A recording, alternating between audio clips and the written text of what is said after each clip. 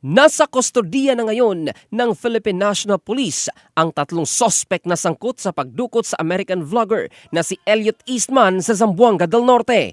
Una rito, sumuko ang isa sa mga sospek na humantong sa pagkakaaresto sa dalawang iba pa na pinaniniwala ang nagplano at nag-coordinate sa kidnapping. Dalawa sa mga sospek ay miyembro umano ng Norhan Sandayang Criminal Group na kilalang-kilala sa lalawigan ng Zamboanga.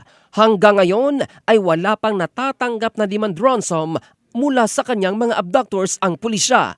Nag-alok naman ang pamahalaang panlalawigan ng Zamboanga ng 500,000 pesos na pabuya para sa impormasyon sa mga natitirang sospek at kung nasaan si Eastman.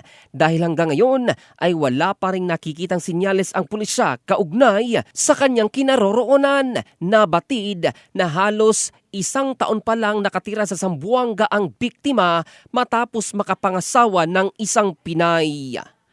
In the heart of changing lives, ito si Jovel Candado ng Brigada News Philippines, the Music and News Authority.